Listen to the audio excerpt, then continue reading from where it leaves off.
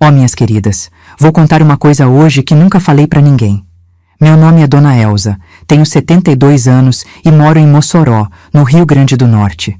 Vocês vão ouvir uma história que guardei por mais de 20 anos, bem aqui dentro do meu peito. Tudo começou quando minha filha, minha Aninha, tinha só 16 anos. Ela era uma menina tão boa, tão doce. Ajudava em casa, ia bem na escola, nunca me deu trabalho. Mas de uma hora para outra, ela começou a mudar. E não era coisa de idade não, viu? Não era rebeldia de moça nova. Era alguém mexendo com a alma dela. Eu via nos olhos dela. Mãe sente essas coisas. Ela chegava em casa e ia direto pro quarto. Não queria mais conversar. Mal tocava na comida. Quando eu perguntava o que estava acontecendo, ela só dizia: "Nada não, mãe. Tô cansada." Nessa época, a gente ia muito na igreja. Era nosso refúgio. Desde que meu marido morreu, quando a Aninha tinha só 8 anos, a igreja virou nossa segunda casa. E o pastor Jerônimo, nosso guia. Todo mundo na cidade respeitava ele. Um homem bonito, de fala mansa, que parecia saber todas as respostas do mundo.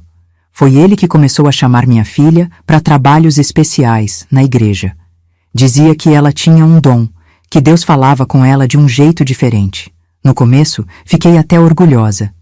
Imagina só, minha filha, escolhida por Deus. Mas aí notei que depois de cada trabalho especial, ela voltava mais triste, mais calada, como se tivesse perdendo um pedaço dela a cada vez.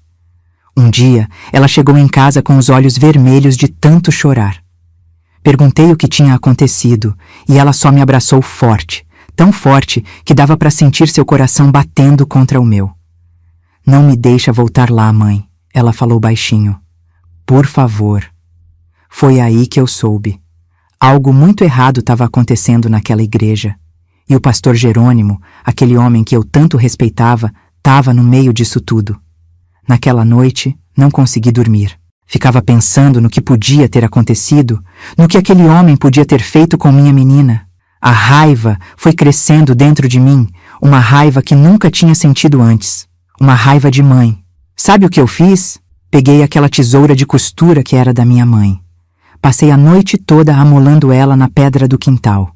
Ficou tão afiada que cortava um fio de cabelo no ar.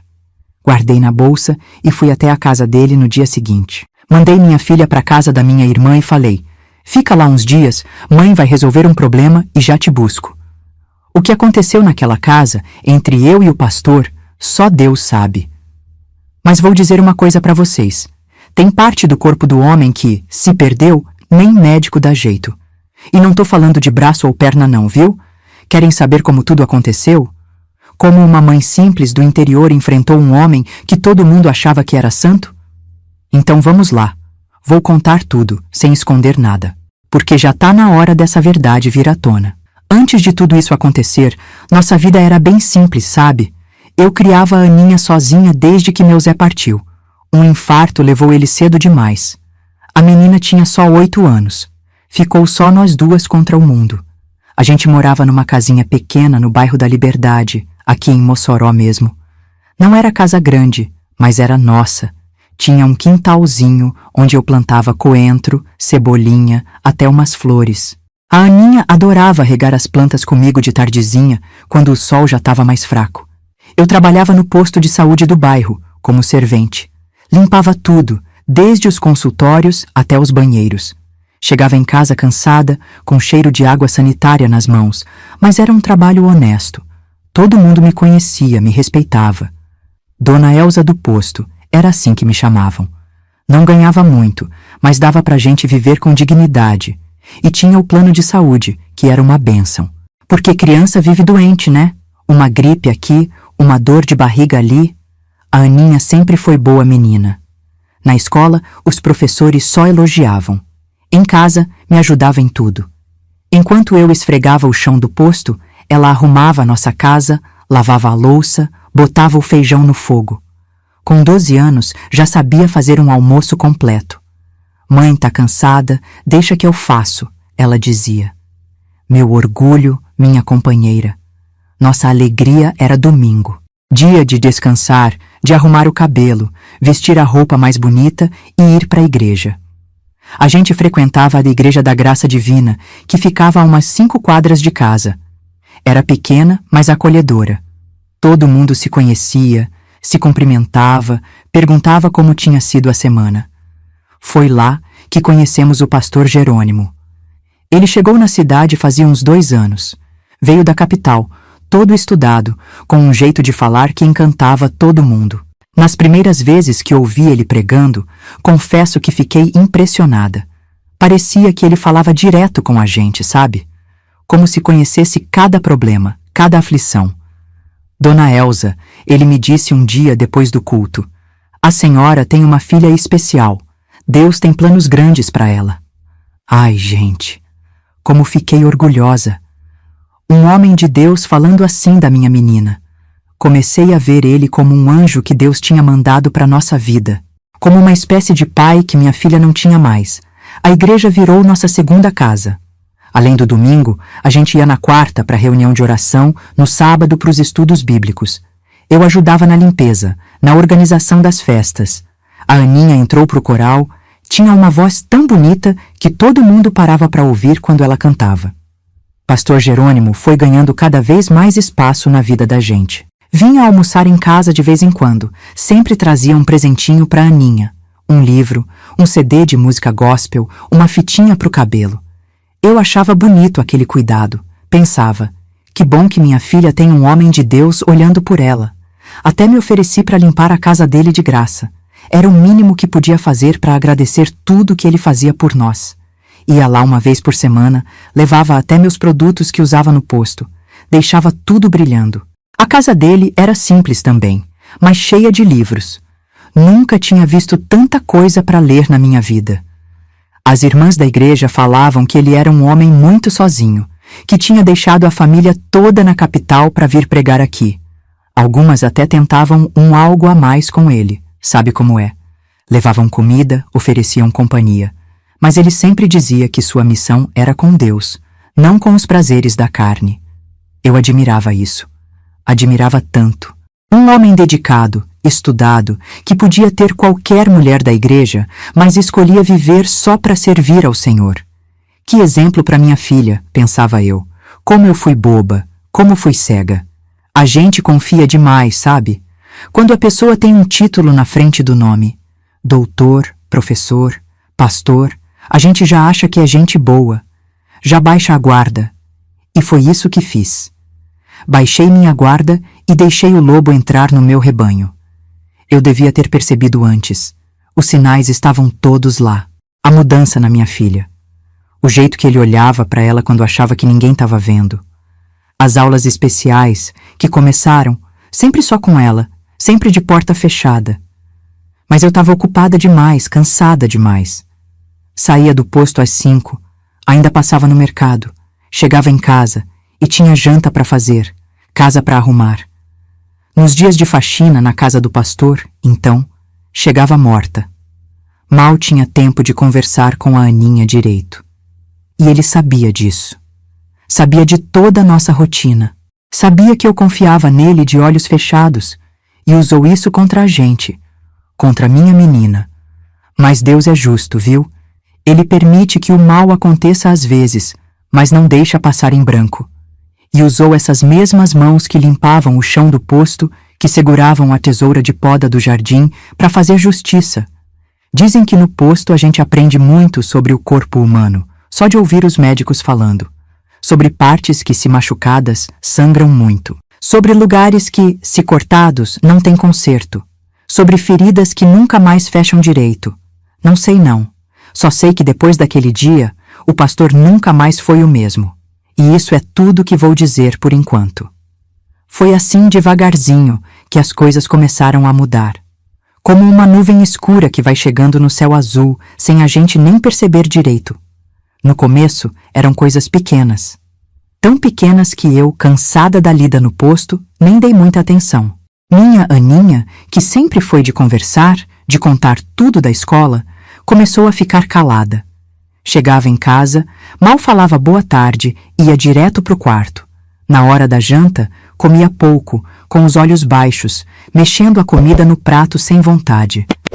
"Tá sentindo alguma coisa, filha?" eu perguntava. Não, mãe. Só cansada. Mas não era cansaço, não. Eu conheço o cansaço. Vejo no espelho todo dia depois de horas esfregando o chão de hospital. O que via nos olhos dela era outra coisa.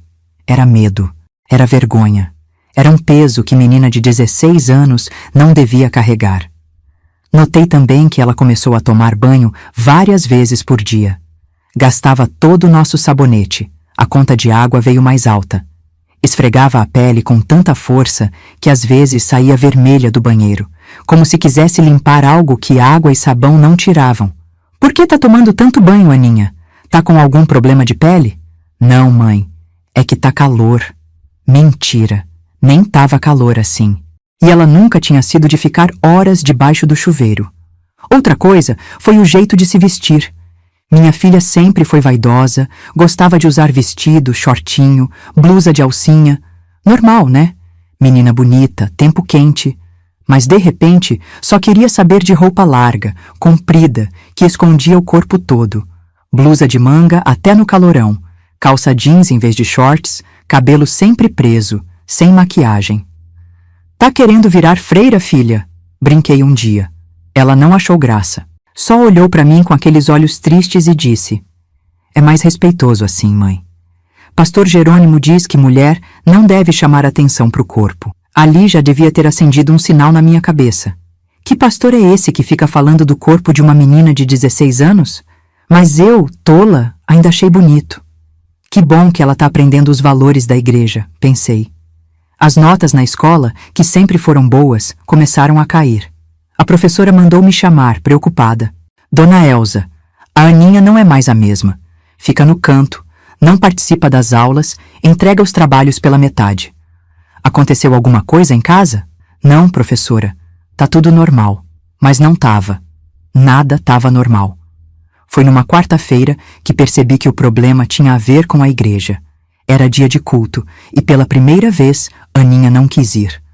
Tô com dor de cabeça, mãe. Pode ir sozinha. Que dor de cabeça é essa que apareceu justo na hora do culto? Estranhei. Vou ficar e cuidar de você. Não, ela quase gritou. O pastor vai ficar triste se a senhora não for. Ele disse que tem um assunto importante para falar com a senhora hoje. Achei estranho aquilo. Como ela sabia que o pastor queria falar comigo? Mas fui. Deixei remédio para dor, um copo d'água na mesa de cabeceira e fui. No culto, pastor Jerônimo pregou sobre obediência. Sobre como os jovens precisam seguir os ensinamentos dos mais velhos, dos líderes espirituais. Falou muito sobre segredos também. Como algumas coisas são só entre a pessoa e Deus e não devem ser compartilhadas com ninguém. Nem com a família, ele disse, olhando diretamente para mim. Porque tem coisa que só quem tem conhecimento espiritual entende. O resto vai interpretar errado, vai julgar. Senti um frio na barriga. Algo ali não batia certo. Depois do culto, ele veio falar comigo, como Aninha tinha dito que faria. Dona Elza, sua filha é uma menina especial. Deus fala com ela de um jeito diferente. É mesmo, pastor? Respondi, já desconfiada. Sim, por isso tenho dedicado tempo extra com ela. Estudos bíblicos avançados, revelações espirituais profundas. Coisas que não posso compartilhar no culto normal porque as pessoas não entenderiam. E por que o senhor está me contando isso? Porque preciso da sua permissão para intensificar esses estudos. Ela vai precisar vir à igreja mais vezes, inclusive alguns sábados, passar o dia todo em retiro espiritual. Alguma coisa dentro de mim gritou. Alto. Um alarme que só mãe tem. Vou pensar, pastor. Preciso ver como fica com a escola dela. Ele não gostou da minha resposta. Vi nos olhos dele um brilho estranho, raivoso, que sumiu rápido. Voltou logo pro sorriso manso de sempre. Claro, irmã. Ore sobre isso. Tenho certeza que Deus vai mostrar o caminho certo. Voltei para casa inquieta. Aninha já estava dormindo, ou fingindo que estava. Não quis acordar ela. Mas no dia seguinte, no café da manhã, tentei puxar o assunto. Filha, que estudos são esses que você anda fazendo com o pastor? Ela derrubou a xícara de café. Tremia tanto que tive que ajudar a limpar a mesa. Nada não, mãe. Só umas aulas de louvor. Pro coral. Mais uma mentira. Ela nem estava indo mais no coral fazia semanas. O pastor me disse que são estudos especiais, que Deus fala com você. O rosto dela ficou branco feito papel. Ele te contou? Contou o quê, filha? Ela se levantou, trêmula. Nada, mãe. Preciso ir para a escola. Mas era sábado. Não tinha aula. Foi aí que tive certeza que algo muito sério estava acontecendo. E envolvia minha filha e aquele pastor. Algo que ela tinha medo que eu descobrisse. Naquele mesmo dia, enquanto Aninha estava no quarto, encontrei um bilhete no bolso da calça dela, quando fui lavar roupa. Um pedaço de papel dobrado várias vezes. Amanhã, 3 da tarde. Não conte para ninguém. Venha sozinha. É importante para sua salvação. Se não vier, sua mãe vai sofrer as consequências. Não tinha assinatura, mas não precisava. Eu conhecia aquela letra. Tinha visto nos avisos da igreja, nos folhetos de culto. Era a letra do pastor Jerônimo. Meu sangue ferveu nas veias. Que tipo de ameaça era aquela? Que homem de Deus ameaça uma menina de 16 anos? Ameaça a mãe dela? Naquela noite, não dormi. Fiquei acordada, pensando no que fazer. Denunciar? Para quem? Ele era o homem mais respeitado da comunidade. Todo mundo ia achar que eu estava louca, que era invenção minha. Precisava de provas, precisava pegar ele no ato, mostrar para o mundo que tipo de monstro se escondia atrás daquela Bíblia. Mas ao mesmo tempo, tremia só de pensar no que ele podia estar fazendo com minha filha. No que já tinha feito. Deus me perdoe, mas naquela noite, pela primeira vez na vida, pensei em matar um homem. Cheguei a pegar a tesoura de jardim, sentir o peso dela na mão, imaginar ela entrando na carne. Mas não podia fazer isso. Ainda não. Primeiro, precisava saber a verdade. Toda ela, por pior que fosse. E foi aí que decidi, no dia seguinte, domingo, ia seguir minha filha. Ver com meus próprios olhos o que acontecia naqueles tais estudos especiais. E dependendo do que visse, bem, aí sim aquela tesoura ia servir para mais que podar as plantas do meu quintal. Vocês devem estar se perguntando como era esse pastor, né? Como alguém que parecia tão bom podia fazer tanto mal? Pois vou contar agora, e quero que prestem muita atenção, porque o mal não vem sempre com cara de mal. Às vezes vem bonito, bem vestido, com palavras doces e uma Bíblia na mão. Pastor Jerônimo tinha uns 40 anos, mais ou menos. Era alto, forte, desses homens que impõem respeito só de entrar num lugar. Cabelo sempre bem cortado, barba feita, roupa limpa e passada. Não usava terno todo dia como alguns pastores fazem. Preferia camisa social, calça de tecido, sapato brilhando. Simples, mas elegante. A voz dele... a voz. Se tinha uma coisa que prendia a atenção de todo mundo, era aquela voz. Grave, firme, que enchia a igreja mesmo sem microfone. Quando ele pregava, ninguém tossia, ninguém cochichava. Era como se o próprio Deus estivesse falando ali. A palavra do Senhor é como fogo, ele dizia, batendo na Bíblia. Queima tudo que não presta, limpa a alma dos pecados. E a gente acreditava. Como não acreditar? Ele conhecia a Bíblia de cor e salteado. Citava versículos que a maioria nem sabia que existia. Explicava de um jeito que até criança entendia. Pastor Jerônimo chegou em Mossoró numa época difícil.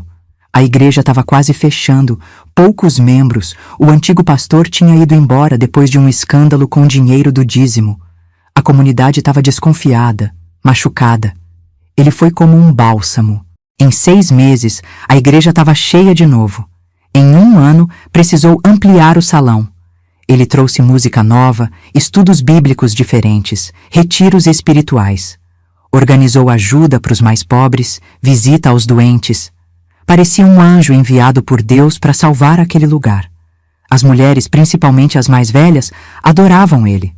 Sempre tinha uma fila depois do culto. Pastor, ora pela minha dor nas costas. Pastor, meu filho está desempregado.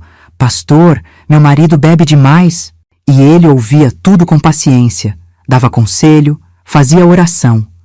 Nunca mandava ninguém embora. Mas tinha um grupo que ele dava atenção especial. As moças jovens, as adolescentes da igreja, Criou um ministério de jovens só para elas. Ensaiava louvores, fazia estudos separados. As meninas precisam de orientação especial, ele dizia. O mundo tá cheio de tentações para elas. No começo, as mães achavam ótimo. Que bom ter um homem de Deus cuidando das filhas, ensinando o caminho certo, protegendo da perdição lá fora. Eu mesma pensei assim. Melhor minha filha na igreja do que na rua, eu dizia. Se a gente soubesse o que acontecia de verdade naquelas reuniões só para moças. Conheci muitas das meninas que frequentavam o tal grupo. A Janaína, filha da Nilda da padaria. A Patrícia, sobrinha da dona Zefa. A Denise, que morava só com a avó cega. Todas entre 14 e 17 anos. Todas de família humilde, muitas sem pai presente em casa. Igualzinho a minha Aninha. Ele sabia escolher, viu? Sabia direitinho quem era mais vulnerável, quem ia ficar calada por medo ou vergonha, quem não ia ter ninguém para defender. Vocês acham que ninguém desconfiava de nada? Que ninguém via o que estava acontecendo bem debaixo do nosso nariz? Pois eu digo, tinham pessoas que sabiam sim, ou pelo menos suspeitavam. A irmã Socorro, que era da diretoria da igreja, uma vez comentou comigo: acho estranho esse pastor passar tanto tempo com as meninas, viu, dona Elza? Na igreja do meu cunhado, mulher não fica sozinha com pastor, nem para aconselhamento. Sempre tem outra irmã junto. Mas logo ela mesma se corrigiu. Mas deve ser coisa da minha cabeça. Ele é um homem de Deus, né? Não ia fazer nada errado. Era assim que ele se protegia, com o manto da fé. Quem ia questionar um pastor? Quem ia duvidar de um ungido do Senhor? E tinha mais. A forma como ele manipulava as pessoas era de mestre. Se alguém levantava uma dúvida, ele já dava um jeito de virar o jogo. Uma vez, seu Antônio, pai da Mirela de 15 anos, foi tirar satisfação porque a filha estava chegando tarde da igreja. Pastor, que estudo é esse que termina 9 da noite? Minha filha é de menor, não pode ficar na rua essa hora. Sabe o que o pastor fez? No culto seguinte, fez um sermão sobre como os pais podem atrapalhar o desenvolvimento espiritual dos filhos, como o inimigo usa até a família para afastar os jovens de Deus. Tem pai aqui que está mais preocupado com o horário do que com a salvação da alma da filha? Ele disse do púlpito, olhando direto para o seu Antônio. Isso é obra do diabo, meus irmãos. O coitado do seu Antônio nunca mais abriu a boca. E a Mirela continuou nos tais estudos noturnos. Agora, a pergunta que não quer calar. Como ele conseguia manter as meninas em silêncio? Como fazia para nenhuma contar o que acontecia naquelas reuniões? Medo, vergonha, culpa, as armas mais poderosas de quem abusa. Soube depois, quando minha Aninha finalmente falou, que ele usava a Bíblia para justificar tudo. Dizia que era prova de fé, que Deus estava testando elas, que o corpo era um templo que precisava ser purificado pelo toque do ungido. E se ameaçassem contar? Aí vinha a parte mais cruel. Se você falar, ninguém vai acreditar. Vão dizer que você seduziu o pastor, que você é uma Jezabel. Vão expulsar você da igreja, sua família vai ficar marcada para sempre. Sua mãe vai sofrer tanto que pode até adoecer e morrer. É isso que você quer? Para uma menina de 15, 16 anos, aquilo era terror puro. Elas ficavam presas numa armadilha sem saída. Calar e sofrer, ou falar e causar uma tragédia na família. Pensem comigo, quem ia acreditar na palavra de uma adolescente contra a de um pastor respeitado por toda a comunidade? Um homem que curava doentes com suas orações, que fazia milagres nos cultos, que conhecia a palavra de Deus como ninguém? Ninguém. Absolutamente ninguém. E pastor Jerônimo sabia disso, contava com isso. Construiu sua reputação justamente para isso, para ser inatingível, inquestionável. Mas sabem o que ele não contava? Que ia mexer com a filha da pessoa errada, que ia despertar um tipo de fúria que nem toda a sua lábia, nem todo o seu poder na igreja ia conseguir conter. A fúria de uma mãe. Porque uma coisa é certa, minhas queridas. Pode ser o homem mais poderoso do mundo, o mais respeitado, o mais temido. Mas quando mexe com o filho de uma mãe de verdade, ele assina sua própria sentença. Já ouviram falar de leoa defendendo o filhote? É fichinha perto de uma mãe protegendo sua cria. Eu era uma mulher simples, sem estudo, que limpava chão de hospital. Ele era um líder religioso, com poder sobre centenas de pessoas. Parecia uma luta desigual, não é mesmo? Mas ele esqueceu uma coisa importante. Enquanto ele tinha só a palavra, eu tinha uma tesoura bem amolada. Enquanto ele sabia versículos da Bíblia, eu conhecia cada cantinho do corpo humano que, se cortado, não tem mais conserto. Na casa dele, quando ia limpar, eu observava tudo. Onde ele guardava suas coisas, seus documentos, como era sua rotina. Que horas saía, que horas voltava. Se trancava à porta do quarto, onde deixava a chave. Se tinha algum parente que ligava, algum amigo que visitava. Por quê? Na época, nem eu sabia direito. Era como se uma voz dentro de mim dissesse: presta atenção, um dia você vai precisar dessas informações. E precisei mesmo, muito mais cedo do que imaginava. Naquela manhã de domingo, quando decidi seguir minha filha, eu já tinha um plano formado na cabeça. Não sabia exatamente o que ia fazer, mas sabia que precisava estar preparada para qualquer coisa. Coloquei uma roupa discreta, peguei minha bolsa grande onde cabia de tudo, desde um lanche até minha tesoura de jardim, aquela de cabo vermelho que usava para podar as roseiras, afiada que cortava um cabelo no ar. Vai na igreja hoje, mãe? Aninha perguntou, estranhando eu não estar com a roupa de domingo. Não, filha, tô com dor de cabeça. Vou ficar em casa. Era mentira, claro. A primeira de muitas que teria que contar naquele dia. Porque às vezes, para fazer a coisa certa, a gente precisa passar por caminhos tortos. Ela saiu, aliviada por não ter que ir comigo. Mal sabia que, 10 minutos depois, eu saí também. Seguindo seus passos de longe, escondida atrás de árvores, muros, qualquer coisa que me ocultasse. O que eu vi naquele dia mudou tudo. Absolutamente tudo. E é isso que vou contar no próximo capítulo dessa história. Uma história de dor, de traição, de inocência roubada, mas também uma história de justiça. De uma justiça que não vem dos tribunais, nem da polícia, nem da cadeia.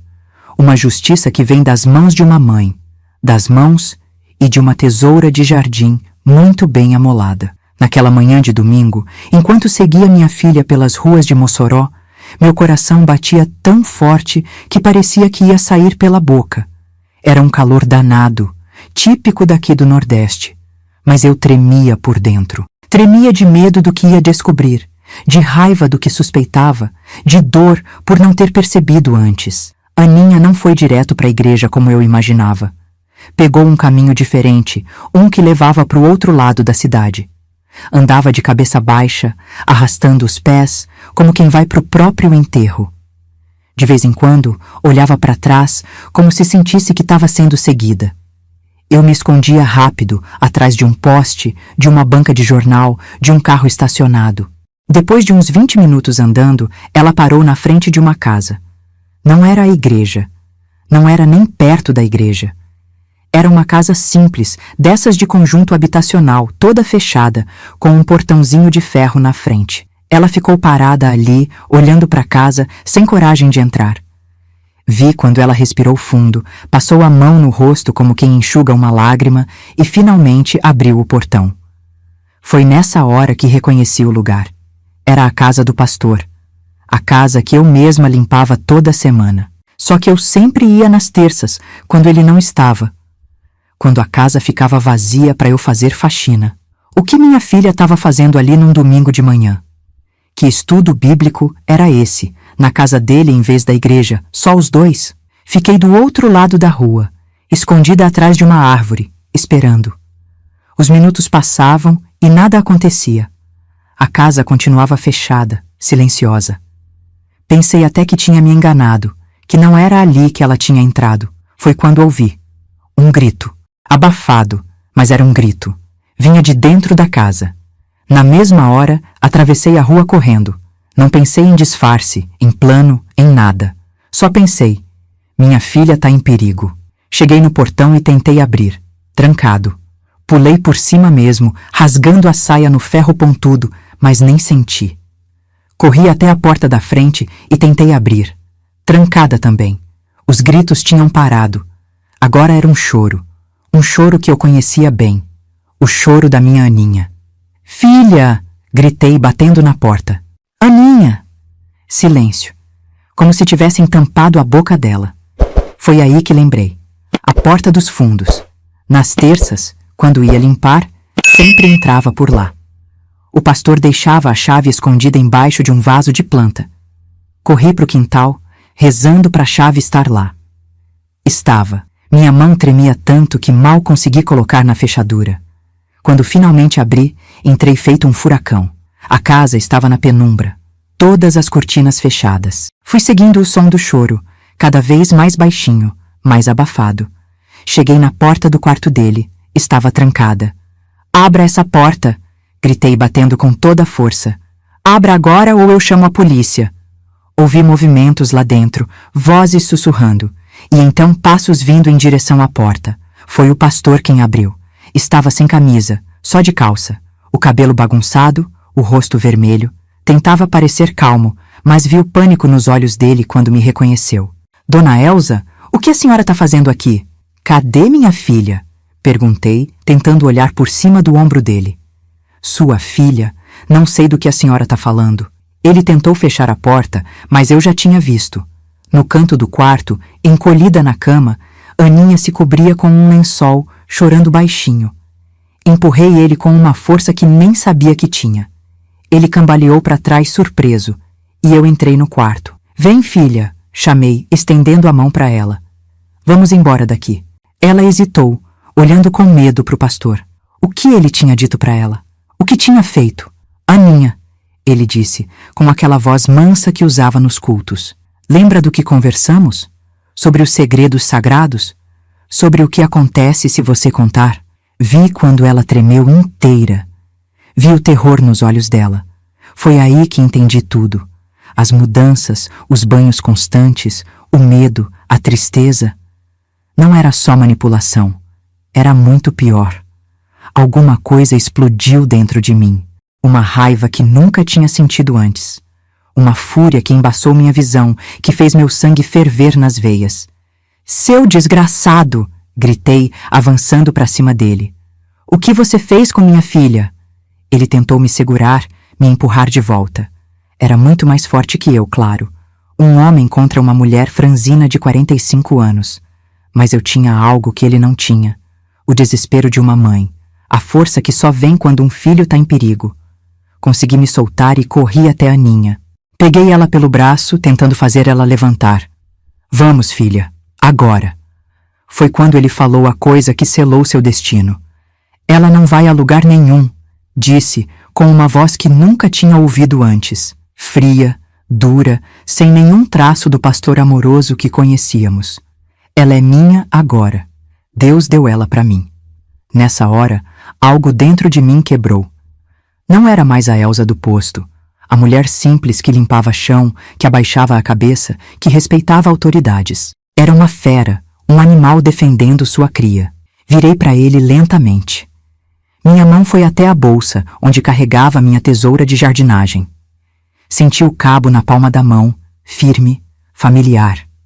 Mas não. Ainda não era hora. Primeiro, precisava tirar minha filha dali. Você vai deixar a gente sair, falei, com uma calma que não sei de onde veio. Ou eu vou gritar tanto que toda a vizinhança vai vir ver o que está acontecendo.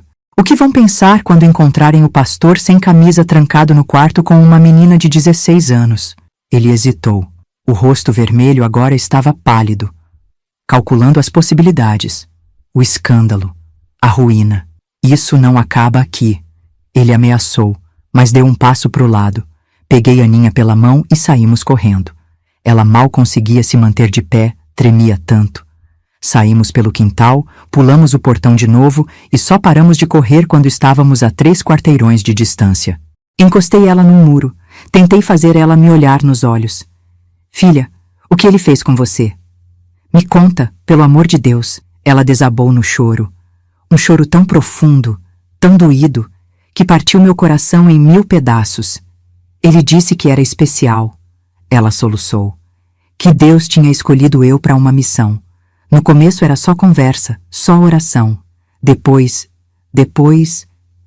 Ela não conseguiu continuar. Não precisava. Eu já tinha entendido tudo. Há quanto tempo, filha? Perguntei, segurando as lágrimas para ser forte por ela. 3 meses, ela sussurrou, tão baixo que mal ouvi. Ele disse que se eu contasse para alguém, Deus ia castigar você, que você ia ficar doente, ia morrer, que a culpa ia ser minha. Ali mesmo, abraçada com minha filha no meio da rua, fiz uma promessa. Não em voz alta. Foi uma promessa silenciosa entre mim e Deus. Aquele homem ia pagar. Não pela lei dos homens, que é falha, lenta, que muitas vezes não faz justiça para os pequenos, para os fracos, para os que não têm voz. Ia pagar pela lei de Deus, pela mão dele, através das minhas. Levei Aninha para a casa da minha irmã, que morava do outro lado da cidade. No caminho, ela não falou nada. Parecia em choque. Cuida dela, pedi para minha irmã. Não deixa ninguém entrar. Não deixa ela sair. Não atende telefone, não abre porta. O que aconteceu?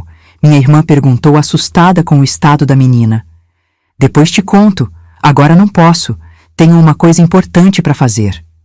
Beijei a testa da minha filha, que parecia uma boneca de pano no sofá da minha irmã.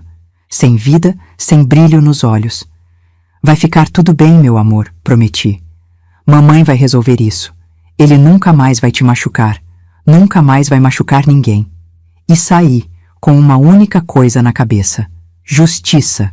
O tipo de justiça que uma tesoura bem afiada podia trazer. O caminho de volta para a casa do pastor foi o mais longo da minha vida. Cada passo pesava 1 tonelada. Não de medo, não. De certeza. Certeza do que precisava ser feito. Podia ter ido direto da casa da minha irmã para lá.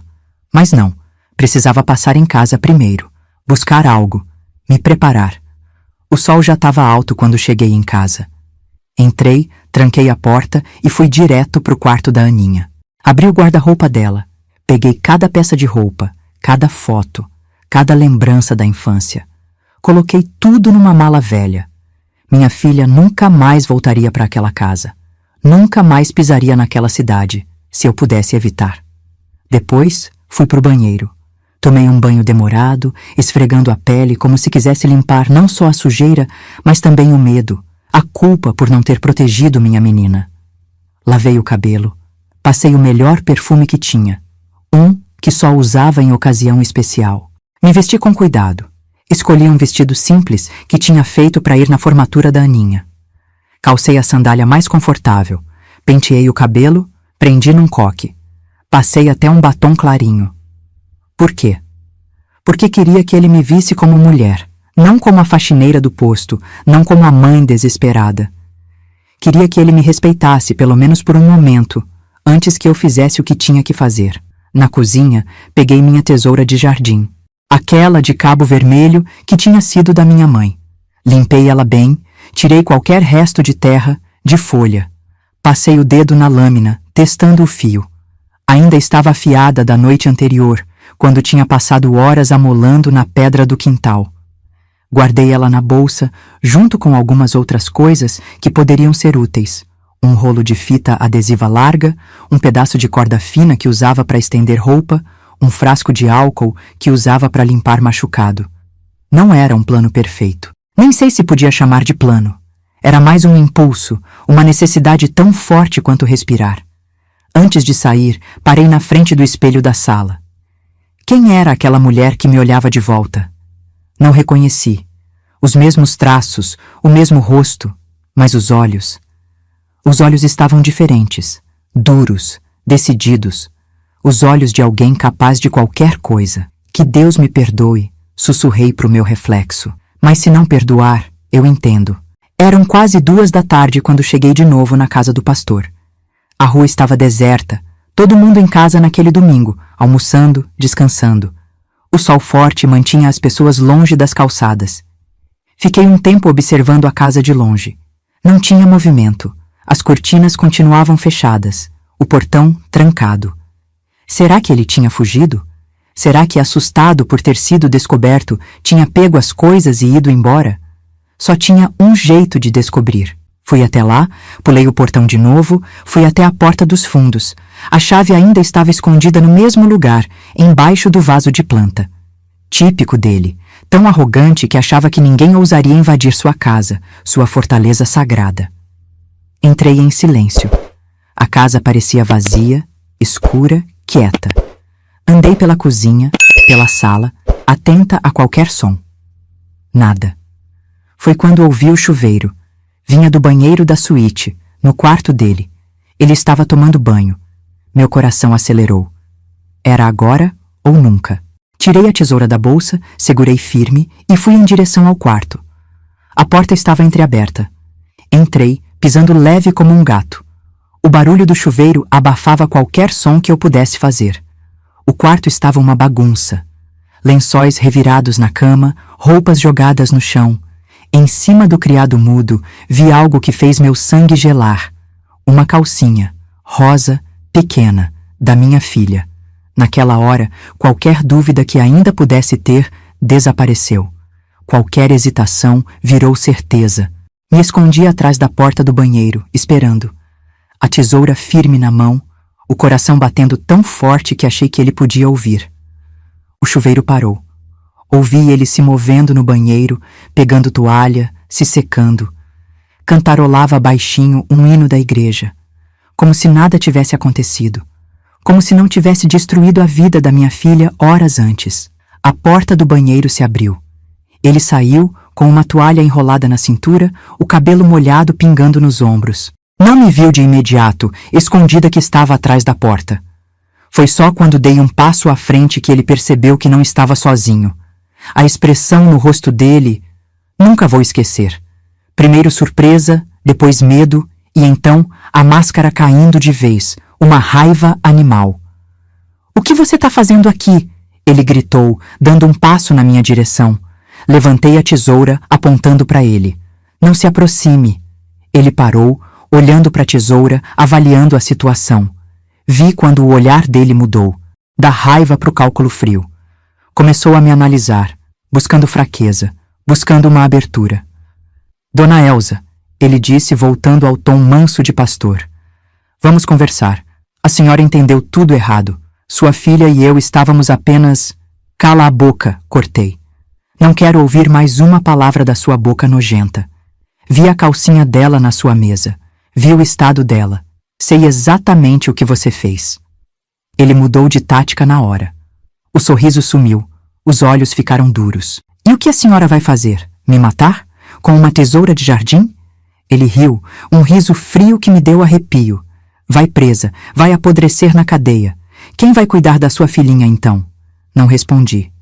Avancei um passo, a tesoura ainda apontada para ele. "Senta na cama", ordenei. "Agora." Ele hesitou, mas obedeceu.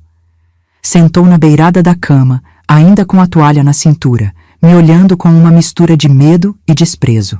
"O que a senhora quer? Dinheiro? É isso? Posso pagar para a senhora ficar quieta. Para sua filha ficar quieta. Acha mesmo que é por dinheiro?" Perguntei, a voz tremendo de raiva. "Acha que tem como pagar pelo que fez com a minha menina?" Tirei da bolsa o rolo de fita adesiva. Joguei para ele.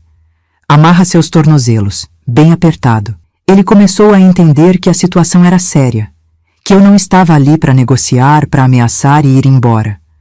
"A senhora tá louca", ele disse, mas pegou a fita, começou a enrolar nos próprios tornozelos. Frouxo de qualquer jeito. "Mais apertado", exigi. "Se tentar alguma gracinha, enfio essa tesoura no seu pescoço antes que você possa gritar." Ele apertou mais a fita. Quando terminou, peguei a corda que tinha trazido. "Agora, põe as mãos para trás." "Dona Elsa, pensa bem no que está fazendo." "As mãos para trás!" gritei, chegando mais perto com a tesoura. Ele obedeceu. Dei a volta na cama, por trás dele, e amarrei seus pulsos com a corda. Apertado, tão apertado que ele gemeu de dor.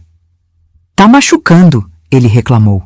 "Bom", respondi, "é só o começo." Com ele imobilizado, pude respirar um pouco. Dei a volta, fiquei na frente dele de novo.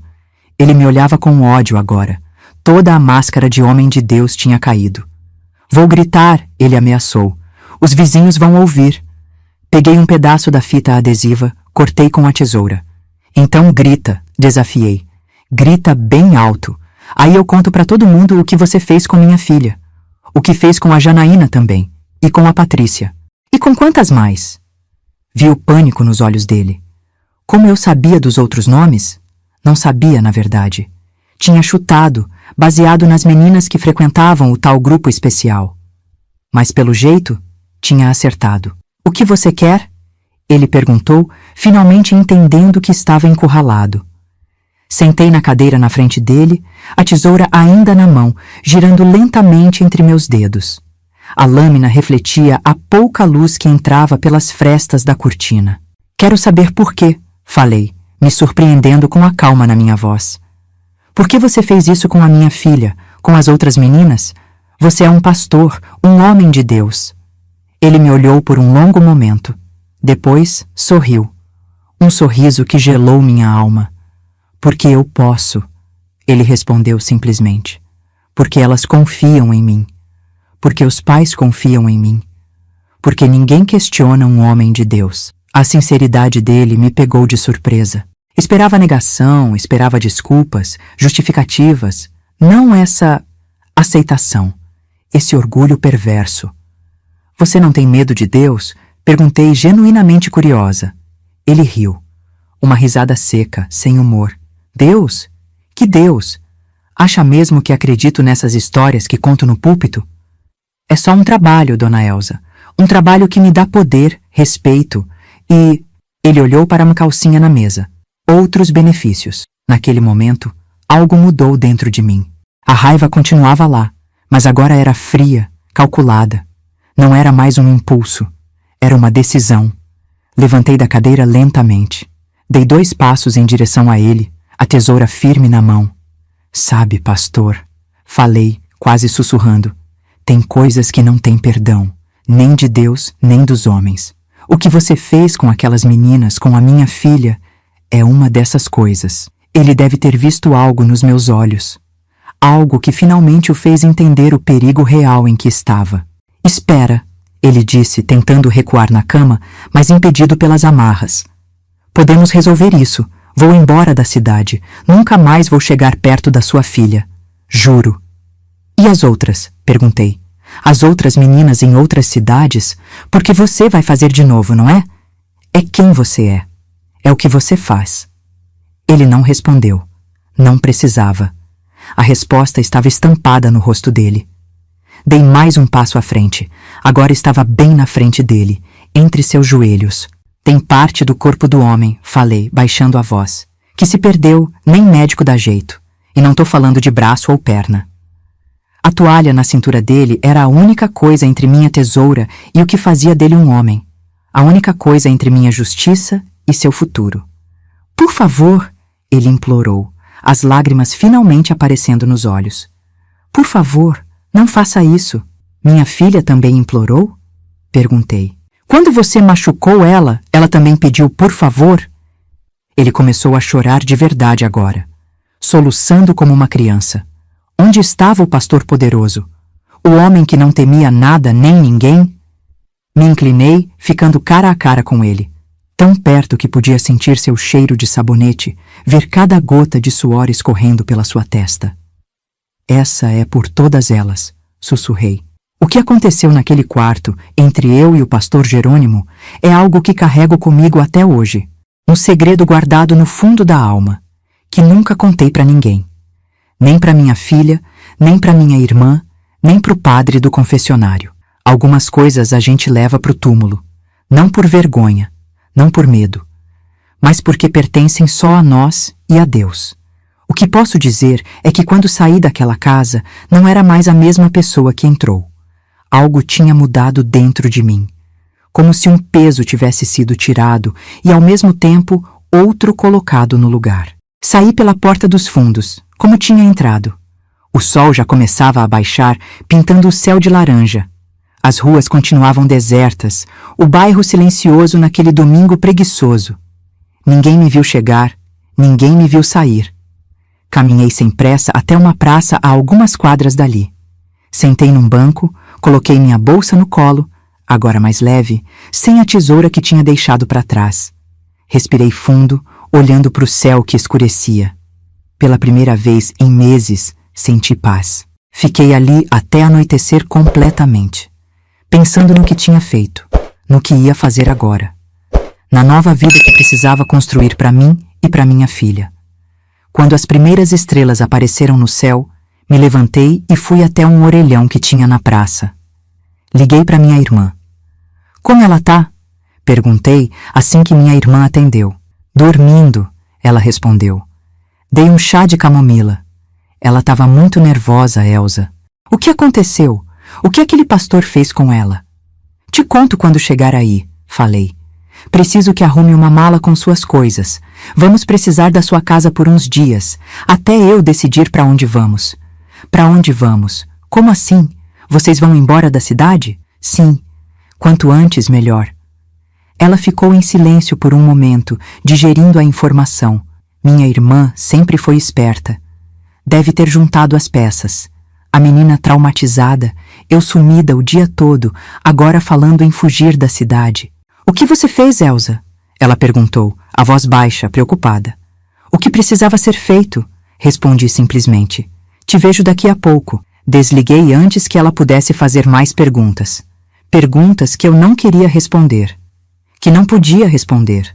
O caminho até a casa da minha irmã foi tranquilo.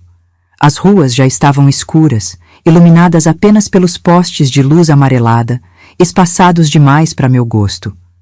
Mas não senti medo. Que perigo poderia me assustar agora? Quando cheguei, minha irmã me esperava na porta, os braços cruzados, o rosto tenso. A polícia passou aqui, ela disse, assim que me viu, procurando por você. Meu coração gelou por um segundo. Já sabiam? Como podiam saber tão rápido? O que eles queriam? Perguntei, tentando manter a calma. Disseram que o pastor Jerônimo foi atacado, que está no hospital, que foi você quem fez isso. Entrei na casa rapidamente, fechando a porta atrás de mim. Minha irmã me seguiu até a cozinha, onde caí sentada numa cadeira, as pernas de repente fracas demais para me aguentar. Foi você, não foi? Ela insistiu, sentando na minha frente. O que ele fez com a Aninha? O que você fez com ele? Olhei nos olhos dela. Minha irmã mais velha. A única família que me restava além da minha filha. Podia confiar nela? Ele abusou dela. Falei finalmente, a voz quase sumindo. Da minha menina, da minha Aninha. Por meses, ameaçando, manipulando, dizendo que era vontade de Deus. Minha irmã levou a mão à boca, os olhos se enchendo de lágrimas. Meu Deus, a pobrezinha, ele não vai fazer isso de novo. Continuei, segurando a mão dela com força. Com ela ou com qualquer outra menina. Eu garanti isso. Ela me olhou longamente, entendendo o que eu não dizia em voz alta. Você... Ela começou, mas não conseguiu terminar a pergunta. Não quero que você saiba os detalhes, respondi. Quanto menos souber, melhor para você. Só preciso que confie em mim agora. Que me ajude a proteger a Aninha. Depois de um momento que pareceu uma eternidade, ela apertou minha mão de volta e assentiu. O que precisar, irmã. Estou com você. Naquela noite, dormi na mesma cama que minha filha, abraçada a ela como quando era pequena. Ela ainda chorava no sono, ainda tremia de vez em quando, mas estava segura. E o homem que tinha feito aquilo com ela nunca mais ia machucar ninguém. No dia seguinte, a notícia correu à cidade como fogo em palha seca. O pastor Jerônimo tinha sido atacado em sua própria casa. Estava no hospital, em estado grave. A polícia investigava, mas não tinha pistas concretas. Atacado como? Ouvi uma vizinha perguntar para outra quando fui comprar pão na padaria da esquina. Não dizem direito, a outra respondeu, baixando a voz. Mas parece que foi... bem, lá embaixo, sabe? Cortaram ele. Barbaridade. Mantive o rosto neutro. Paguei o pão, saí sem olhar para ninguém. Dentro de mim, uma voz dizia... Barbaridade foi o que ele fez com minha filha. Isso foi justiça. A polícia voltou à casa da minha irmã naquele mesmo dia. 2 policiais, um homem e uma mulher. Pela expressão deles, já tinham uma ideia do que tinha acontecido. Dona Elsa. O policial homem começou, sentado na sala da minha irmã, o cap na mão. A senhora sabe que o pastor Jerônimo foi atacado ontem, não sabe? Ouvi falar, respondi, as mãos cruzadas no colo, calma como nunca estive. Uma pena, um homem de Deus. A senhora sabe que ele acusou a senhora, não sabe? Disse que foi a senhora quem fez aquilo com ele. É mesmo? Perguntei, erguendo as sobrancelhas, surpresa. E por que eu faria uma coisa dessas com um pastor? Ele disse que a senhora achou ele com sua filha, que ficou com raiva, fez o que fez. Senti o sangue ferver de novo. Mesmo depois de tudo, ele ainda tentava jogar a culpa na minha filha. Ainda insinuava que ela tinha alguma participação voluntária naquilo. Minha filha tem 16 anos, seu guarda, falei, mantendo a voz firme.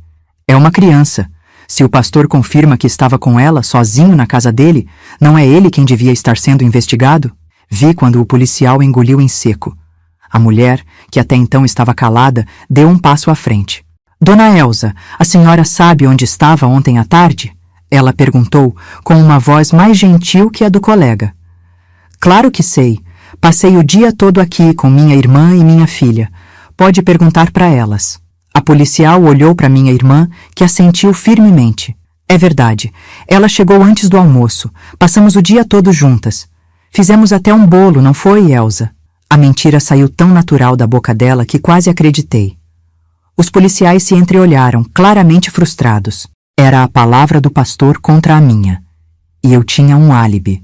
Bom, se a senhora lembrar de mais alguma coisa ou ouvir algum comentário que possa ajudar na investigação, por favor, nos avise. O policial disse, se levantando. Claro, seu guarda. Quero que peguem quem fez isso. Um crime desses não pode ficar impune. Depois que eles saíram, minha irmã se virou para mim, os olhos arregalados. Você tem noção do perigo? E se eles descobrirem? Não vão descobrir, respondi segura. Não deixei nada lá que pudesse me incriminar. E a palavra de um homem que admite ter estado sozinho com uma menor de idade não vale muito. Foi nesse momento que Aninha apareceu na sala, os olhos inchados de tanto chorar, o rosto pálido. Tinha ouvido tudo. Mãe, ela chamou, a voz pequena. O que você fez? Fui até ela, segurei suas mãos nas minhas, olhei bem nos olhos dela, aqueles olhos que tinham visto coisas que nenhuma menina devia ver. Fiz o que uma mãe faz, filha. Protegi você. Ele nunca mais vai te machucar. Nunca mais vai machucar ninguém. Ela me abraçou forte, chorando de novo. Mas dessa vez, senti que era um choro diferente, de alívio, de libertação. Naquela mesma noite, arrumamos nossas coisas e saímos da cidade. Não podíamos ficar. Mesmo que a polícia não pudesse provar nada, os olhares, os cochichos, a dúvida sempre estaria lá. E Aninha merecia um recomeço. Um lugar onde ninguém conhecesse sua história, onde pudesse ser apenas uma adolescente normal. Peguei um ônibus para Natal, a capital. De lá, outro para João Pessoa. E, finalmente, um terceiro para Recife, onde uma prima distante tinha nos oferecido abrigo até encontrarmos nosso caminho. Deixamos para trás a cidade, a casa, os amigos, a vida que conhecíamos. Mas levamos algo muito mais valioso, a certeza de que justiça tinha sido feita, do nosso jeito, silencioso, definitivo, porque tem coisas que a gente resolve no grito, na lei, nos tribunais. E tem coisas que a gente resolve com uma tesoura de jardim bem afiada, num domingo de tarde, numa casa com cortinas fechadas, onde ninguém vê, ninguém ouve, mas todo mundo acaba sabendo. E o pastor Jerônimo? Bem, ele sobreviveu. Os médicos conseguiram parar o sangramento, fazer os pontos necessários. Mas aquilo que fazia dele um homem, que dava a ele poder sobre meninas inocentes, isso ele perdeu para sempre. E junto, perdeu a igreja, o respeito, a máscara de santo. Ouvi dizer que ele nunca mais pregou, que saiu da cidade assim que teve alta do hospital, humilhado, destruído, que virou um fantasma de si mesmo, um homem quebrado. E eu? Eu dormi em paz pela primeira vez em meses, com a certeza de que tinha feito o que precisava ser feito, o que nenhuma lei, nenhum tribunal, nenhuma prisão teria feito por mim, por minha filha.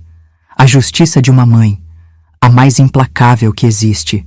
Recife nos recebeu de braços abertos. É uma cidade grande, cheia de gente de todo canto, onde 3 pessoas a mais, Eu, Aninha e minha irmã, que decidiu vir com a gente, não chamavam a atenção de ninguém. Minha prima Dulce nos acolheu no começo. Ela morava num apartamento pequeno no centro, desses antigos, com pé direito alto e janelas grandes. Dividia o espaço com 2 filhas já crescidas, mas mesmo assim abriu um cantinho para nós. Estendeu colchões na sala, improvisou cortinas para dar privacidade.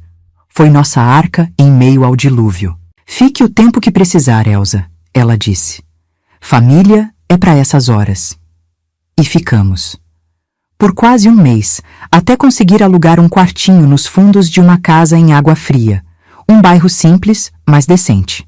Era pequeno. Mal cabia uma cama de casal que dividíamos eu e Aninha, um guarda-roupa velho e uma mesinha. Mas era nosso. Um lugar para recomeçar. Minha irmã conseguiu um canto numa pensão ali perto. Ela era professora. Logo achou trabalho numa escolinha.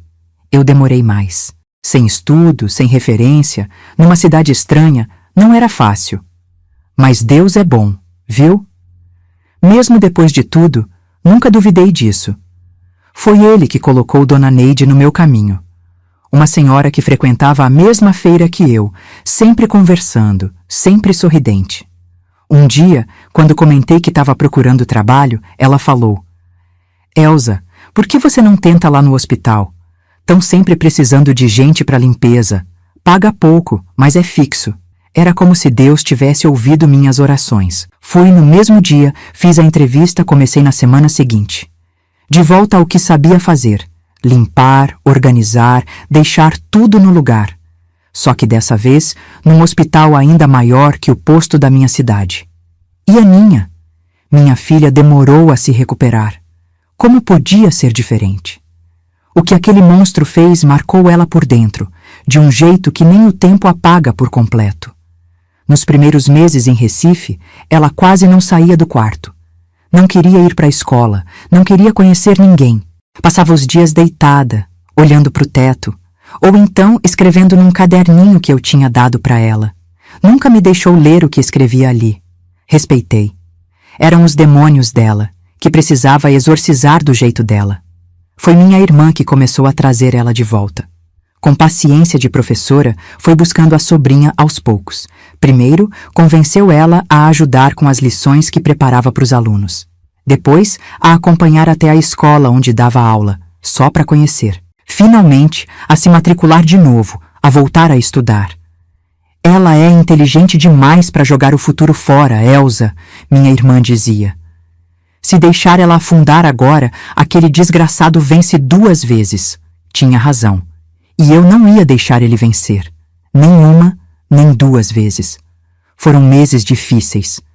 Tinha noite que Aninha acordava gritando, banhada de suor, os olhos arregalados de pavor. Eu corria, abraçava ela, ninava como quando era bebê. Tá tudo bem, meu amor. Ele nunca mais vai te machucar. Mamãe tá aqui. Mamãe sempre vai estar aqui. Aos poucos, os pesadelos foram ficando menos frequentes, as noites mais calmas, os dias mais claros. E eu? Como eu lidava com tudo isso? Com o que tinha feito? Para ser sincera, não me arrependi nem por um segundo, nem quando acordava no meio da noite, lembrando do grito dele, nem quando via algum homem na rua que lembrava o pastor, e meu coração disparava por um momento. Nem quando ouvia no rádio alguma notícia sobre crime, sobre prisão, sobre justiça. O que fiz não foi por vingança, foi por proteção. Não só da minha filha, mas de todas as outras que viriam depois dela, se eu não tivesse parado aquele homem. Foi um ato de amor, do jeito mais puro e selvagem que existe. O amor de mãe. E Deus? Ele me perdoou? Isso só Ele pode dizer. Mas nos meus momentos de oração, nos meus momentos mais íntimos com o Senhor, nunca senti condenação. Senti paz, como se Ele entendesse que naquele momento eu fui sua mão na terra, fazendo a justiça que os homens não fariam. A vida foi seguindo, trabalho, casa, cuidar da Aninha. Uma rotina simples, sem grandes emoções, mas segura. Era tudo o que precisávamos. Foi mais ou menos 1 ano depois que recebemos a primeira notícia da nossa cidade. Uma carta da minha vizinha, Dona Zefa, que tinha conseguido nosso endereço através da prima Dulce. Querida Elsa, ela escrevia com aquela letra redonda, caprichada. As coisas aqui mudaram muito desde que você partiu. Depois do que aconteceu com o pastor Jerônimo, que coisa horrível, não é mesmo? A igreja quase fechou. Ninguém queria ir mais, com medo. As histórias que surgiram depois. Tantas meninas, Elsa. Tantas famílias destruídas. Minhas mãos tremeram lendo aquilo. Então não era só minha Aninha. Havia outras. Muitas outras. Como eu suspeitava. A carta continuava. Ele nunca mais voltou. Dizem que está no sul agora, longe de tudo e todos. Mas o estrago que fez aqui vai durar gerações. Tem gente que perdeu a fé completamente. Outros, como eu, entenderam que o problema nunca foi Deus, mas os homens que falam em nome dele. No final da carta, ela escreveu algo que me marcou profundamente. Ninguém sabe quem fez aquilo com o pastor. A polícia investigou, mas não chegou a lugar nenhum. Alguns dizem que foi o marido de alguma fiel com quem ele se envolveu. Outros, que foi alguém que devia dinheiro para ele. Eu tenho minha teoria, mas vou guardar para mim. Só quero que saiba, seja quem for que fez aquilo, muita gente aqui considera um herói. Alguém que fez o que todos queriam fazer, mas não tinham coragem. Um herói. Eu, uma heroína. A ironia não me escapou. Nunca me vi assim. Nunca quis ser vista assim. Era só uma mãe protegendo sua cria, como qualquer animal faria.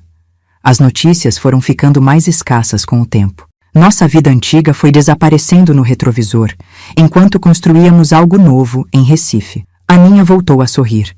Não como antes, nunca mais seria como antes, mas de um jeito novo, mais maduro, mais profundo.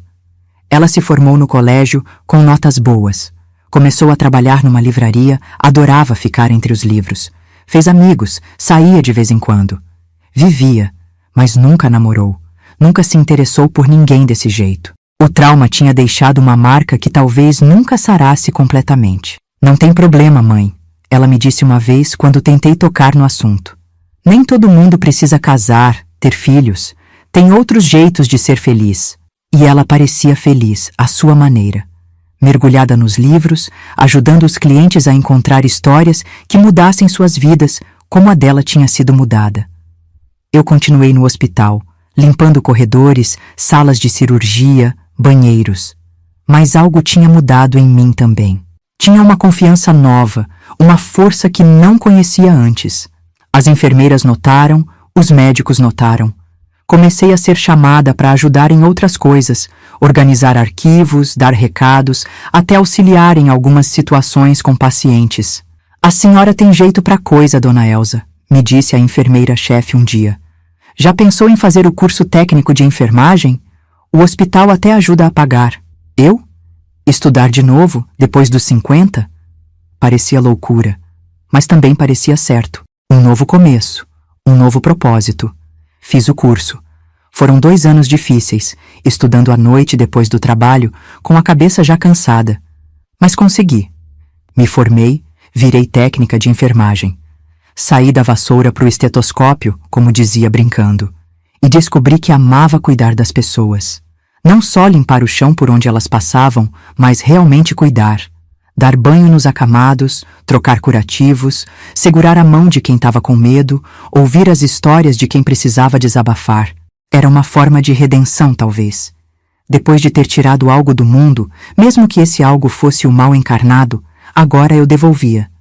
Cuidado, atenção, carinho. Nos meus momentos mais quietos, quando pensava na vida, nas voltas que o mundo dá, me perguntava se, lá no sul, o pastor Jerônimo também tinha encontrado algum tipo de redenção. Se a dor, a humilhação, a perda tinham ensinado algo a ele. Se tinha entendido o mal que fez, o sofrimento que causou. Ou se continuava o mesmo monstro, só que agora incapaz de fazer o mal que fazia antes. Incapaz fisicamente, graças a uma tesoura de jardim de Cabo Vermelho, numa tarde de domingo, numa casa com cortinas fechadas. Nunca saberia a resposta. E, para ser sincera, não me importava muito. O que importava é que ele nunca mais machucaria minha filha. Nunca mais machucaria nenhuma filha. E isso, só isso, já fazia tudo valer a pena. Mesmo se um dia a justiça dos homens me alcançasse. Mesmo se um dia eu tivesse que responder pelo que fiz.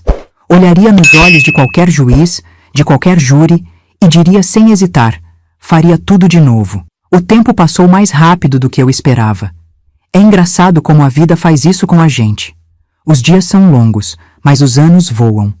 Quando dei por mim, já tinha passado 10 anos desde que deixamos Mossoró. 10 anos desde aquela tarde de domingo que mudou tudo. Recife tinha virado nosso lar de verdade. Já não éramos mais forasteiras, estranhas numa terra estranha. Conhecíamos os caminhos, os atalhos, os melhores lugares para comprar fruta fresca, onde encontrar remédio mais barato. Tínhamos amigos, conhecidos, uma vida estabelecida. Eu já tinha 50 e poucos anos, mas me sentia mais forte e viva do que nunca. Meu trabalho como técnica de enfermagem me dava um propósito que nunca tinha sentido antes. Cada paciente que ajudava a se recuperar, cada família que consolava nos momentos difíceis, cada mão que segurava nas horas de dor, tudo isso me enchia de uma alegria profunda, serena. E Aninha? Minha filha tinha florescido de um jeito que nem nos meus sonhos mais otimistas eu poderia imaginar. Dos livros que tanto amava na livraria, ela passou a querer escrever os seus próprios. Começou com histórias curtas, contos que publicava num jornal local, depois, romance. Seu primeiro livro falava de uma menina que superava um trauma profundo e encontrava sua voz. Não era diretamente sobre ela, mas qualquer um que conhecesse sua história podia ver os traços, os ecos do que tinha vivido. O livro não virou best-seller nem nada, mas encontrou seu público. Principalmente mulheres, principalmente jovens que, como ela, carregavam cicatrizes invisíveis. Recebia cartas, mensagens, agradecimentos. Sua história me salvou, diziam. Me fez ver que posso seguir em frente. Ver minha filha não apenas sobrevivendo, mas usando sua dor para ajudar outras pessoas, era a maior bênção que Deus podia ter me dado. A prova de que, mesmo nas situações mais escuras, Ele pode trazer luz. Uma tarde, chegando do hospital depois de um plantão cansativo, encontrei Aninha sentada na pequena sala do nosso apartamento. Tínhamos nos mudado do quartinho dos fundos há anos para um lugar um pouco maior, mais arejado. Ela estava com uma expressão estranha no rosto, uma mistura de choque e algo mais que não consegui identificar. "O que foi, filha?" perguntei, deixando a bolsa na mesa preocupada. Ela me estendeu um jornal. Não era de Recife, era um jornal nacional. Apontou para uma notícia pequena no canto da página. "Pastor é preso em Porto Alegre, acusado de abusar de menores", dizia a manchete. Meus olhos correram para a foto ao lado. Era ele. Mais velho, mais magro, com o cabelo grisalho, mas era ele. Pastor Jerônimo. Meu coração disparou. Minhas mãos começaram a tremer. Depois de tanto tempo, ver aquele rosto de novo, ele continuou: "Mãe", Aninha disse, a voz baixa, controlada. "Mesmo depois do que aconteceu, mesmo depois do que você fez com ele." Sentei ao lado dela, as pernas de repente fracas demais para me sustentar. Li a matéria rapidamente. O pastor tinha sido preso após denúncias de 3 meninas entre 14 e 16 anos de uma igreja na periferia de Porto Alegre. As famílias relataram o mesmo padrão. Ele as isolava para estudos especiais, falava que eram escolhidas por Deus, usava ameaças espirituais para mantê-las em silêncio. "Como ele pôde?", murmurei, mais para mim mesma do que para a Aninha.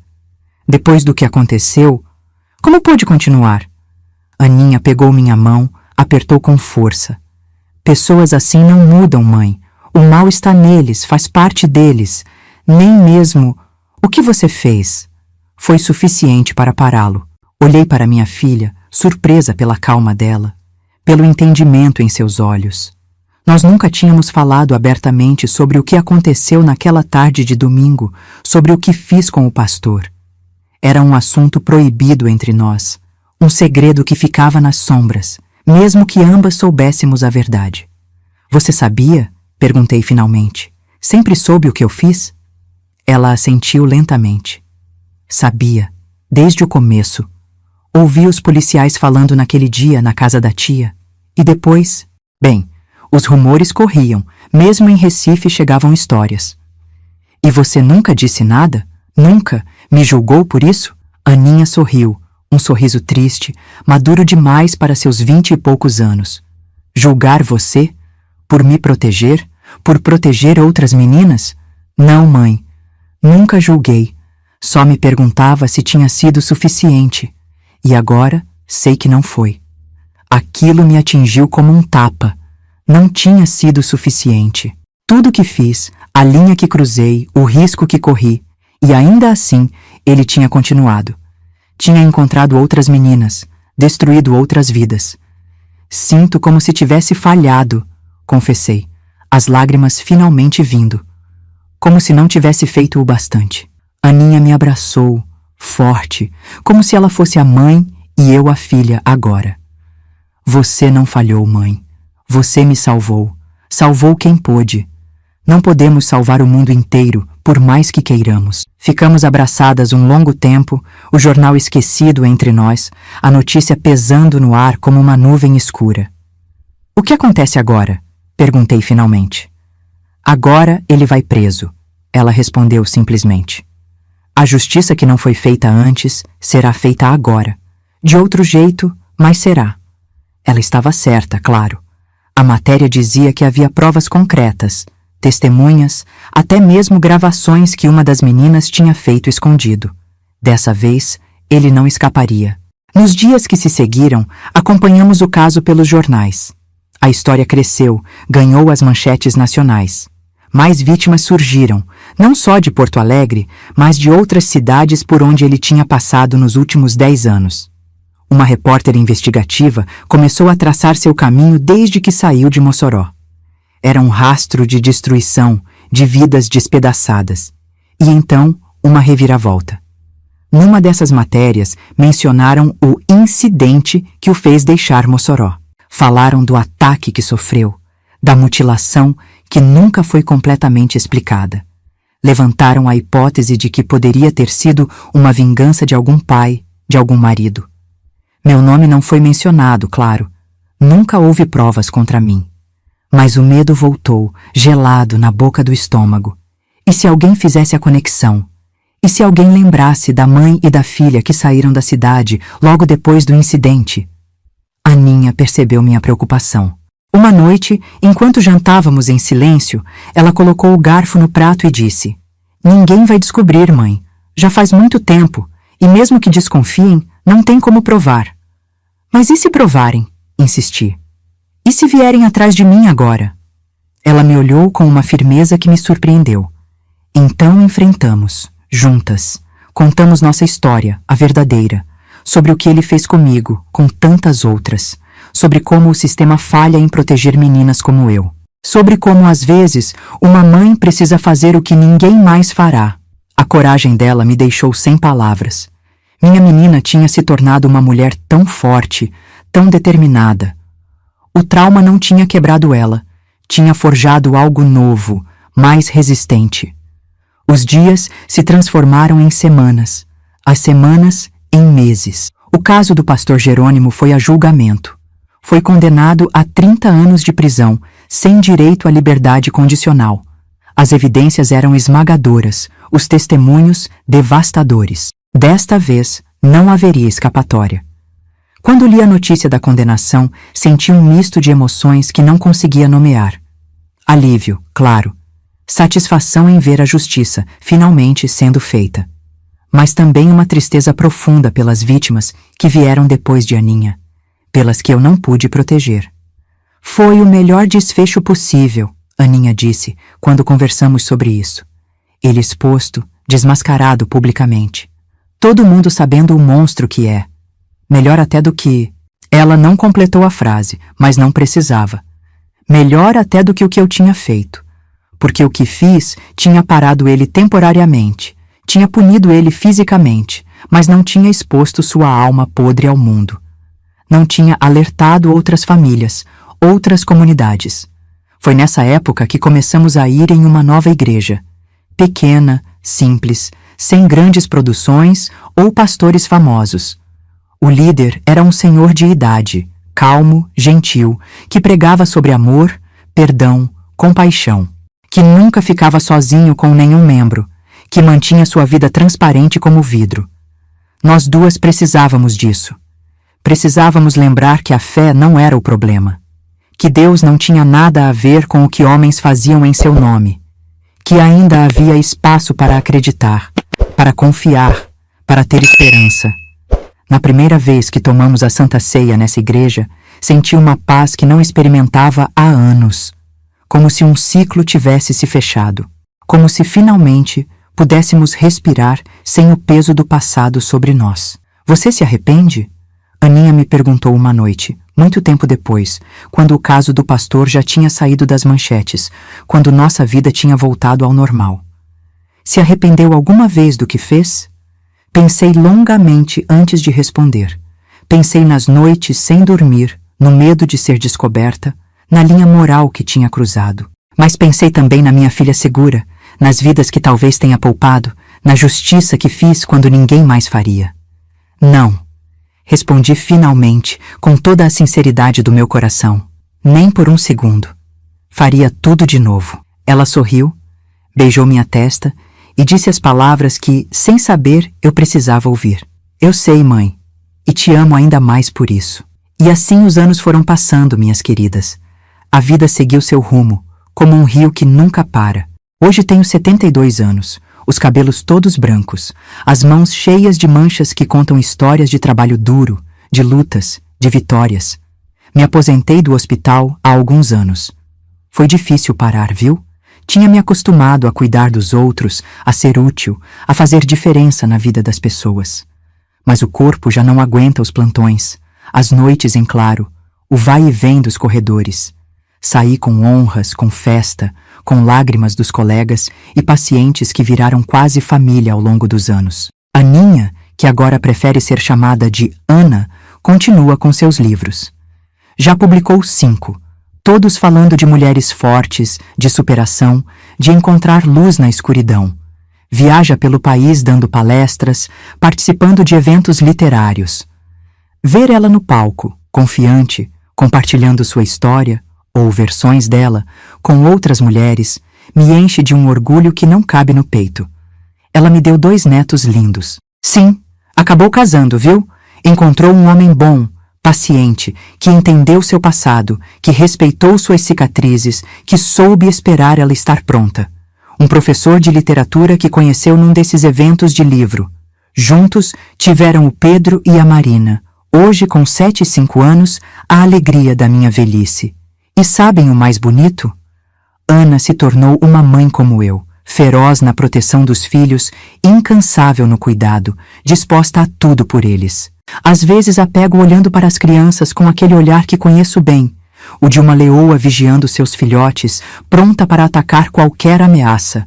Agora entendo, mãe, ela me disse uma vez, quando Pedro era ainda bebê. Entendo o que você fez, o que você sentiu, porque faria o mesmo por ele, sem pensar 2 vezes. O pastor Jerônimo? Ele cumpre sua pena numa prisão de segurança máxima no sul. De vez em quando aparece alguma notícia sobre ele, sobre tentativas fracassadas de reduzir a sentença, sobre conversão e arrependimento tardios. Não acredito em nada disso. Algumas pessoas não mudam. Algumas almas são podres demais para serem salvas. Minha irmã voltou para Mossoró há alguns anos. Estava com saudades da terra, dizia. Queria terminar seus dias onde começou. Através dela, recebemos notícias da cidade, de como as coisas mudaram, de como as pessoas seguiram em frente. A igreja onde tudo aconteceu, fechou. No lugar, construíram um centro comunitário que oferece apoio psicológico, orientação para famílias, abrigo para mulheres em situação de violência. Uma espécie de redenção coletiva, talvez. As outras meninas que o pastor abusou em Mossoró, porque sim, foram muitas antes da minha Aninha, também seguiram suas vidas. Algumas conseguiram superar, formar família, encontrar paz. Outras nunca se recuperaram completamente. Carregam as marcas até hoje, assim como minha filha, mesmo com todo o crescimento, toda a força que encontrou. É isso que homens como ele fazem. deixam cicatrizes que o tempo não apaga, roubam algo que nunca pode ser devolvido.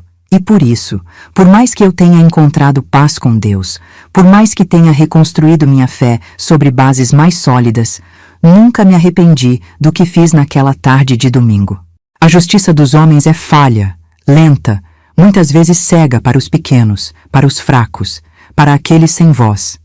Naquele momento, naquela situação, só havia um tipo de justiça possível. A que veio das minhas mãos, guiadas pela fúria e pelo amor de mãe. Hoje, olhando para trás, para toda a jornada que percorremos, para a vida que construímos das cinzas daquela tragédia, sinto uma paz que nunca imaginei que encontraria. Não é uma paz perfeita. Ainda tenho pesadelos às vezes, ainda acordo assustada na madrugada, ainda olho por cima do ombro quando estou sozinha na rua. Mas é uma paz suficiente, uma paz que me permite respirar, sorrir, abraçar meus netos, ver minha filha brilhar. Se pudesse voltar no tempo, mudaria alguma coisa? Teria percebido os sinais antes? Teria protegido minha filha desde o início, evitando que aquele monstro chegasse perto dela? Sim, claro. Qualquer mãe faria isso. A dor dela é a maior falha da minha vida, a ferida que nunca cicatrizou completamente no meu coração. Mas o que fiz depois? O ato em si, a decisão que tomei, a linha que cruzei? Não mudaria nada, nem uma vírgula. Porque tem coisas na vida, minhas queridas, que não tem meio termo, que não tem zona cinzenta. Quando se trata de proteger um filho, não existe certo ou errado da forma como o mundo vê. Existe apenas o necessário, o inevitável. É por isso que conto essa história hoje. Não para me gabar, não para incentivar violência, não para dizer que a lei não importa, mas para que outras mães saibam, vocês têm mais força do que imaginam. Quando chegar a hora, e rezo para que nunca chegue para nenhuma de vocês, vocês vão descobrir do que são capazes. E para as meninas, as moças que talvez estejam passando por algo parecido agora, não se calem, não tenham vergonha. Não acreditem quando dizem que é sua culpa, que ninguém vai acreditar em você, que vai destruir sua família se falar. São mentiras. As mesmas mentiras que aquele pastor contou para minha filha, que tantos outros contam para suas vítimas todos os dias. Falem. Gritem se for preciso. Porque mesmo que pareça que ninguém está ouvindo, sempre há alguém. Uma mãe, uma tia, uma professora, uma amiga. Alguém que vai acreditar, que vai lutar por você, que vai mover montanhas para te proteger. Eu sei que fiz algo terrível naquela tarde de domingo. Sei que cruzei uma linha que a maioria das pessoas nunca cruzará na vida. Não me orgulho da violência em si. Me orgulho do amor que me moveu, da proteção que ofereci, da justiça que fiz quando ninguém mais faria. E quando eu partir deste mundo, quando chegar minha hora de encontrar meu Criador, olharei nos olhos dele sem medo. Porque se ele é o Pai amoroso que aprendi a conhecer nesses anos todos, ele entende o coração de uma mãe. Entende que algumas tempestades só podem ser acalmadas com raios e trovões, que alguns demônios só podem ser expulsos com fogo. A fé, quando é de verdade, não precisa de microfone, de palco, de espetáculo. Não precisa de pastores famosos, de igrejas enormes, de shows de milagre. A fé verdadeira é quieta, firme, inabalável. É a que nos sustenta nos momentos mais escuros, quando tudo parece perdido, quando o chão desaparece sob nossos pés. Foi essa fé que me manteve de pé quando descobri o que tinha acontecido com minha filha. Que me deu força para fazer o que precisava ser feito. Que me acompanhou durante a fuga, durante os anos difíceis de reconstrução, durante as noites de dúvida e medo. E é essa mesma fé que me permite agora olhar para trás sem arrependimento, olhar para frente com esperança, olhar para minha filha, para meus netos e saber que, apesar de tudo, vencemos. Porque o mal pode parecer forte, pode parecer invencível às vezes. Pode se esconder atrás de sorrisos, de palavras bonitas, de livros sagrados. Mas nunca, jamais, é mais forte que o amor de uma mãe por seu filho. Essa é minha história, minhas queridas. A história de Dona Elza, a faxineira que virou técnica de enfermagem, que descobriu forças que não sabia que tinha, que fez o que precisava ser feito, que carrega cicatrizes, sim, mas também carrega vitórias. E se essa história servir para alertar uma mãe, para salvar uma menina, para expor um monstro disfarçado de santo, então terá valido a pena contar. Terá valido a pena reviver cada momento doloroso, cada decisão difícil, cada gota de sangue. E para você que ficou até aqui, muito obrigada pela atenção. Se essa história tocou seu coração, não esquece de deixar seu like, de se inscrever no canal e ativar o sininho. Assim você não perde nenhuma das nossas histórias de vida real. E se você conhece alguma história parecida, se você mesma passou por algo assim, saiba que não está sozinha. Compartilhe nos comentários, se sentir confortável. Aqui nesse canal, formamos uma família, um espaço seguro onde nossas vozes podem ser ouvidas. Até a próxima história. Um beijo no coração de cada um.